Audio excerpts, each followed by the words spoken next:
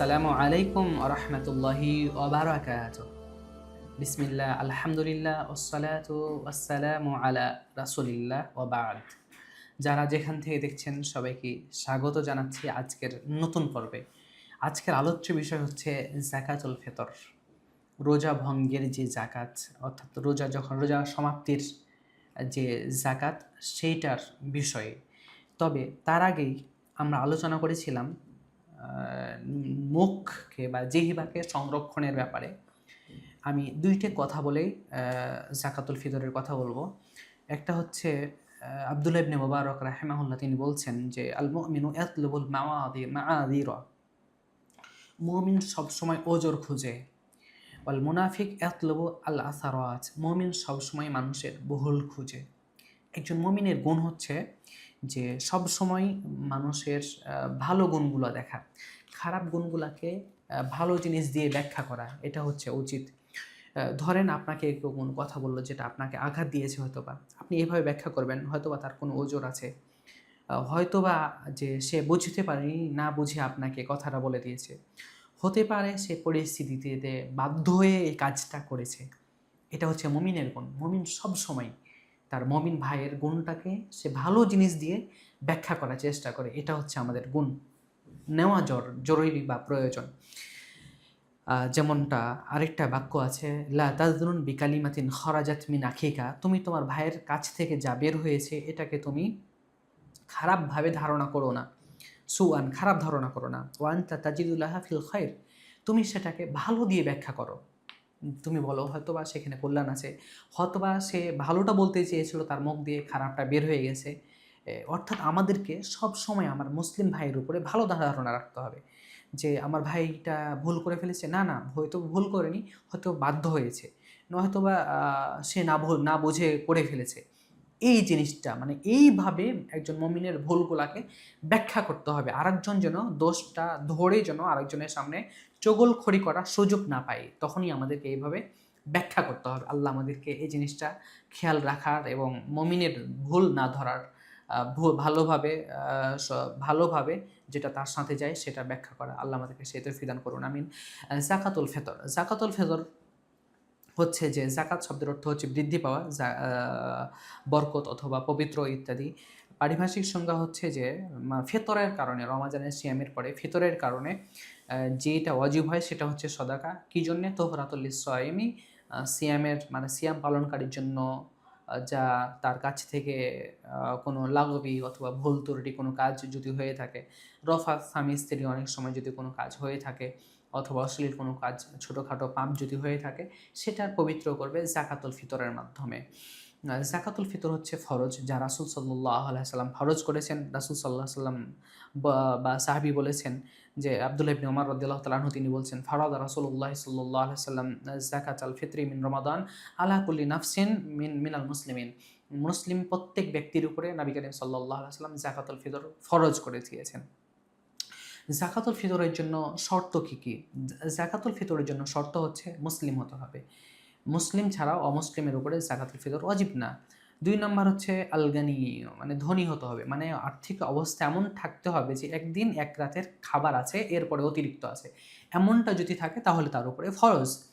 ৩ number শর্ত হচ্ছে দখুলু ওয়াক্তিল উজুব, উজুবি ওয়াক্ত প্রবেশ করতে হবে। উজুব ওয়াক্ত হচ্ছে রমাজানের দিন শেষ হয়ে শাওয়ালের প্রথম দিনের রাত, অর্থাৎ ঈদুল ফিতরের যে সূর্য ডোবার পরে যে রাত শুরু হয়, তখন থেকে ঈদগাহ যাওয়ার পর্যন্ত, ঈদের মুসল্লায় যাওয়ার আগ পর্যন্ত সময়ের মধ্যে দেওয়া হচ্ছে ওয়াজিব। আর মুস্তাহাব সর্বোত্তম হচ্ছে সলাতের আগে যাকাতুল ফিতর আদায় করা হচ্ছে মুস্তাহাব, উত্তম। আর একদিন বা 2 দিন আগেও কেউ যদি ইচ্ছা করে যে আমি যাকাতুল ফিতরটা আগে আদায় করে দিব, তাহলে সেটাও সে পারবে।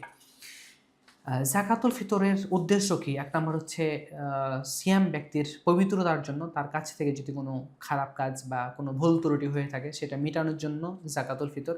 2 নাম্বার হচ্ছে মিসকিনদের মধ্যে ফকিরদের জন্য আনন্দ যেন হয়, তারা যেন ওই দিন মানুষের কাছে ভিক্ষা না করে বেড়ায়, তাদের খাবারের ব্যবস্থা করা, যেটা নবী করিম সাল্লাল্লাহু আলাইহি ওয়াসাল্লাম বলছেন তু'মাতুল লিল মাসাকিন, মিসকিনদের খাবার স্বরূপ।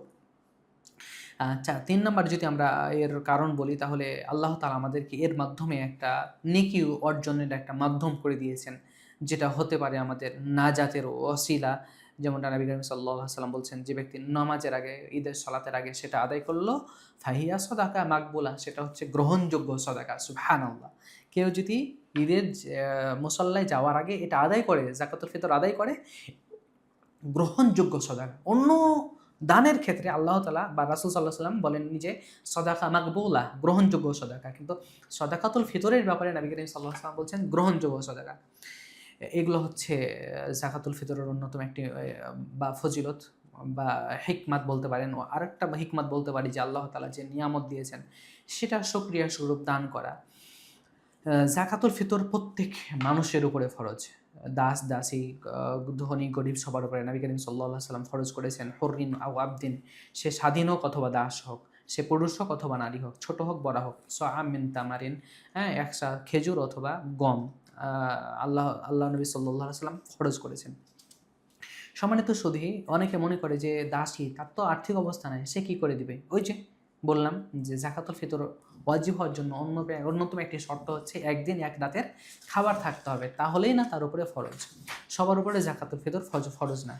যাকাতুল ফিতর যদি আপনার সক্ষম কম থাকে, তাহলে আপনি কাদের দিয়ে শুরু করবেন? যারা আপনার অধীনস্থ তাদের দিয়ে শুরু করবেন, আপনার পরিবার দিয়ে শুরু করবেন, যেমন আপনার স্ত্রী, সন্তান, পিতামাতা, এদেরকে দিয়ে আপনি যখন যেটা মানে যতটুকু সমর্থ হয় আপনার পরিবার দিয়েই আপনি শুরু করবেন। নিজে, স্ত্রী, সন্তান, পিতামাতা, এইভাবে আপনি যাকাতুল ফিতর আদায় করার চেষ্টা করবেন। আল্লাহ আমাদেরকে যাকাতুল ফিতর যেন সঠিকভাবে আমরা আদায় করতে পারি, আল্লাহ আমাদেরকে সেই তৌফিক দান করুন, আমিন। আর যাকাতুল ফিতরের ক্ষেত্রে একটা মাসআলা হচ্ছে যে যাকাতুল ফিতর কি টাকা দিয়ে দেওয়া যাবে? আল্লামা ইবনে ইবনে কুদামা রাহিমাহুল্লাহ তিনি বলছেন ওয়ালা তুজসিউল কিমা, কেউ যদি যাকাতের টাকাটা মূল্য দিয়ে দেয়, টাকা দেয়, যেটা খাবার দিতে হবে, খাবার দিয়েই দিতে হবে যাকাতুল ফিতর। মানুষ যেটা খায়, যেমন চাল, বাংলাদেশে চাল খায়, গম খায়, অথবা যে চাল, গম এ দুটাই প্রধান খাবার, এ দুটা দিয়ে হয়তোবা দিতে পারি আমরা। লিয়ান্নাহু অদুলুন আনিল মানসুস, কেননা কেউ যদি টাকা দিয়ে দেয় এটা হচ্ছে মানসুস, রাসূল সাল্লাল্লাহু আলাইহি ওয়াসাল্লামের সুন্নাহর বিরোধী। ইবনে বাজ রাহিমাহুল্লাহ তিনি বলছেন যে টাকা দিয়ে দেওয়া একদম নাজায়েজ, জমহুরদের মত। এবং সবচেয়ে উত্তম বা সবচেয়ে সহি দলিল হচ্ছে যে নবী করিম সাল্লাল্লাহু আলাইহি সাল্লাম খাবার দিয়ে দিতে বলেছেন। এটা হচ্ছে যাকাতুল ফিতরি ইবাদাতু বিইজমাইল মুসলিমিন, মুসলিমদের ইজমা হচ্ছে যাকাতুল ফিতর দেওয়া। নবী করিম সাল্লাল্লাহু আলাইহি সাল্লাম যেইভাবে দিতে বলেছেন আমাদেরকে সেইভাবে দিতে হবে। তিনি বলছেন যে মান আহাদাসা ফি আমরিনা হাযা মা লাইসা মিনহু ফাহুয়া রাদ্দুন, দিনের মধ্যে নতুনত্ব কেউ যদি আবিষ্কার করে তাহলে সেটা প্রত্যাখ্যাত।